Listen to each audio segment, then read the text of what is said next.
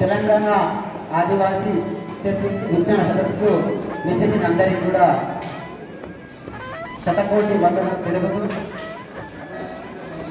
ముఖ్యంగా ఈ నేటి సమావేశానికి సుదూర ప్రాంతం నుంచి వచ్చేసి ఎందరో వికీపీడియాలను అక్షరశక్తులుగా తీర్చిదిద్దిన గురువర్యులు, తెలుగు భాష చెక్కిన వెలుగు శిల్పం, తెలుగు వికీపీడియా రథసారథి గౌరవనీయులు శ్రీ కృపల కసబ్ సార్ గారిని వేదికపై రావాల్సిగా కోరుతున్నాను.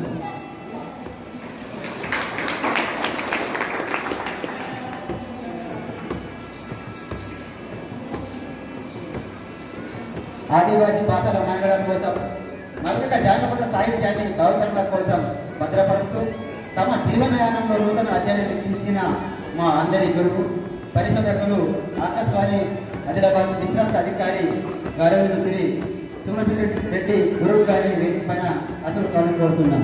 సమాజ సేవకులు మా అందరి ఆత్మీయులు మా మాస్టర్ కిడం అర్జున్ మాస్టర్ గారిని వేదిక మీద రావాల్సిందిగా కోరుతున్నాం. ఆకాశవాణి ఆదిలాబాద్ కేంద్రంలో మా అందరికి సుపరిస్థితులు తెలుగు భాష ఆదివాసీ భాషల కోసం కృషి చేస్తున్న అధికారి కేంద్ర రామేశ్వర సార్ గారిని కూడా వేదిక మీద రావాల్సిందిగా కోరుతున్నాను.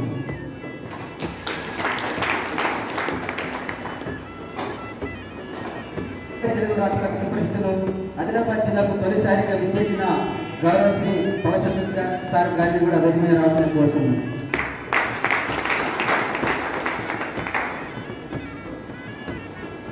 తెలుగు వికీపీడియాలో ఓనమాలు దిద్ది ఆదిలాబాద్ అడవిగల మాతృభాషలైన కొలమి గోండి భాషలకు వికీపీడియాలో రూపకల్పన చేయాలనే లక్ష్యంతో పట్నం నుండి అడవిగల పల్లెకు వచ్చేసిన భాషాభిమాని భాషల భాగం కోసం పోలీసుల ఫౌండేషన్ నిర్మాత CEO నేతి సాయి కిరణ్ గారు కూడా వేదికపై అసలు కావాలని కోరుతున్నాను. ఆదివాసీ సంస్కృతి అంటే ఎంతో మక్కువ.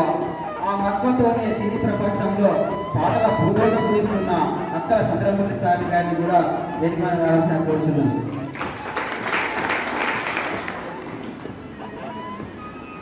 గోండి భాష కోసం అహర్నిశలు కృషి చేస్తూ సాంస్కృతికతో ప్రతిరోజు గోండి భాషలో వాదన అందిస్తున్న భాషా సేవకులు గౌరవశ్రీ తొడసం కైలాస్ సార్ గారిని కూడా వేదిక మీద రావాల్సిందిగా కోరుచున్నాను.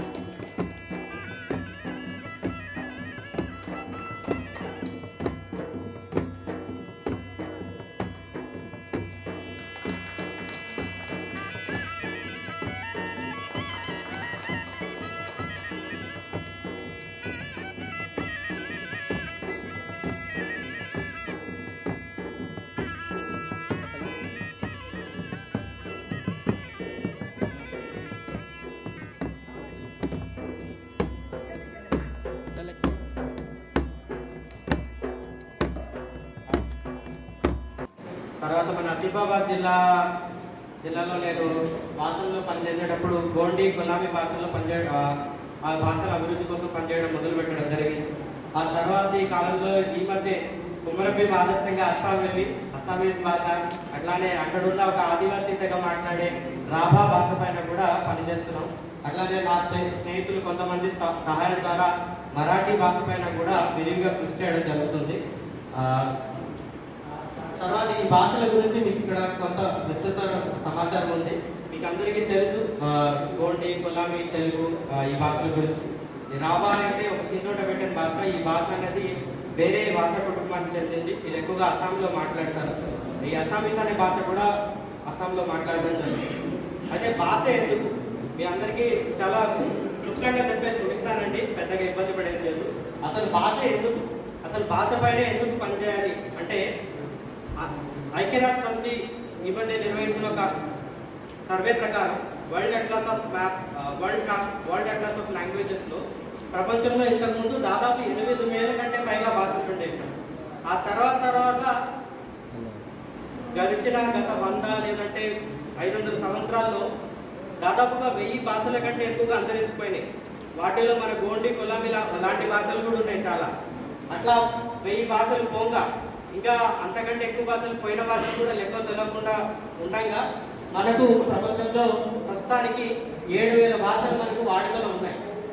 ఇది ఈ ఒక్క విషయమే కాదు, మన భారతదేశం కూడా 1,600 కంటే ఎక్కువ భాషలకు 1,600 కంటే ఎక్కువ మాతృభాషలకు నిలయంగా ఉంది.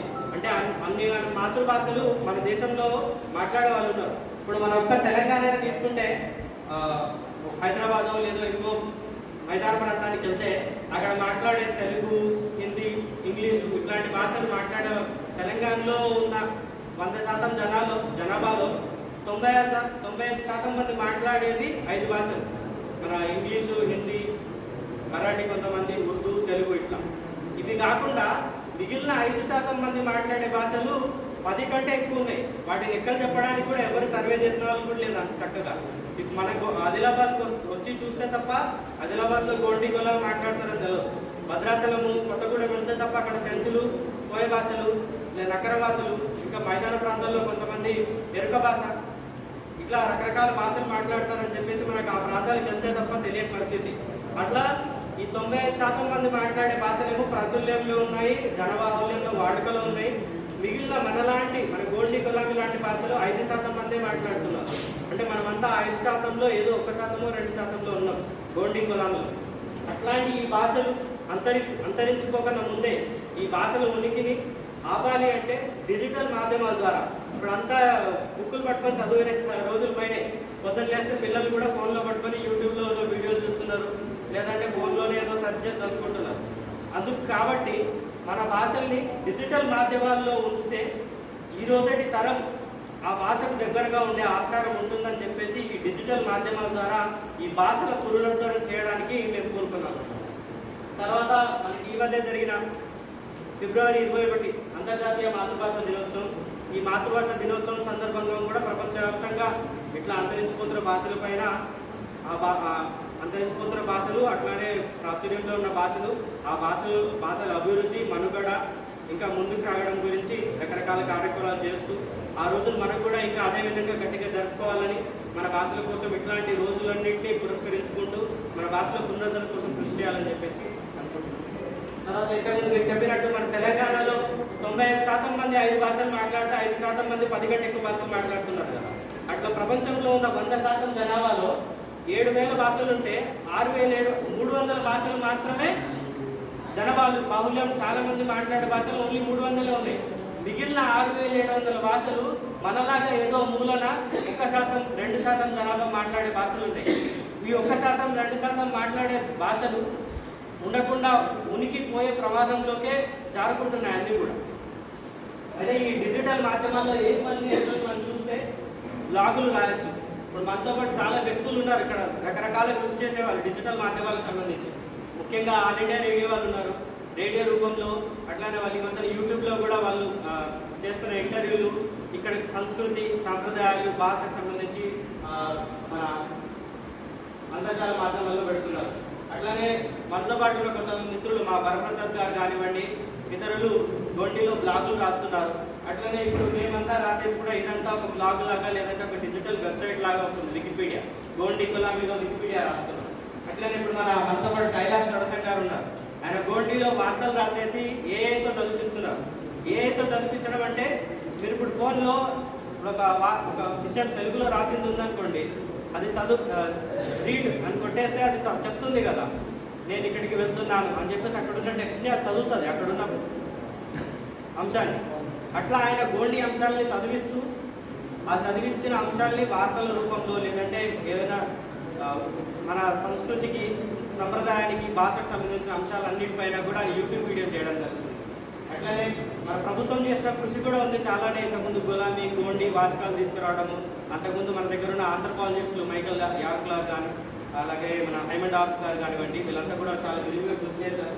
అంటే ఇట్లాంటి ఉద్యమాలు, డిజిటల్ మాధ్యమాలు ముఖ్యంగా మా ఉద్యమంలో ముఖ్య భాగస్వామ్యం చేసుకుంటూ ఈ బోలిచేత ఫౌండేషన్ ద్వారా డిజిటల్ మాధ్యమాల్లో భారతీయ భాషలు ఒక్క గులాబీ కొండే కాదండి, భారతదేశంలో మనం అనుకున్న ఈ 1600 కంటే ఎక్కువ భాషలు ఏవైతే అంతరించిపోయే దగ్గరలో ఉన్నాయో వీటిల్లో 1600 భాషల్లో ఆ భాషలన్నింటినీ కూడా గోండి గులాబీ ప్రతి భాషను కూడా పునరుద్ధరణ చేయడానికి బోలిచేత ఫౌండేషన్ కోరుకున్నది. దీంట్లో మీ అందరి సహకారం ఉంటే మనం అందరం కలిసికట్టుగా ముందుకెళ్ళొచ్చని నేను కోరుతున్నాను. అయితే నేను నిర్వహిస్తున్న ప్రాజెక్టులకు సంబంధించి ఇవి లింకులు అండి, ఈ లింకులోకి వెళ్తే మీకు దొరుకుతుంది. ఎవరైనా ఆసక్తి గల వాళ్ళు ఉంటే ఇవి చూడండి. రాబోయే రోజుల్లో వీటి గురించి మరింత విస్తృతంగా చర్చించుకుందాం. ఈరోజు కార్యక్రమంలో ముఖ్యంగా ఈ డిజిటల్ మాధ్యమాలు కానీ భాష పునరుద్ధరణలో మన వంతు భాగస్వామ్యం ఏంటి, డిజిటల్ మాధ్యమాల భాగస్వామ్యం ఏంటి, భాష ఎట్లా ఉండాలి, ఇట్లాంటి విషయాలపై మనతో పాటు ఉన్న పెద్దలు అలాగే మన మిత్రులందరూ కూడా పంచుకుందాం. దాని మీద చర్చించి ఒక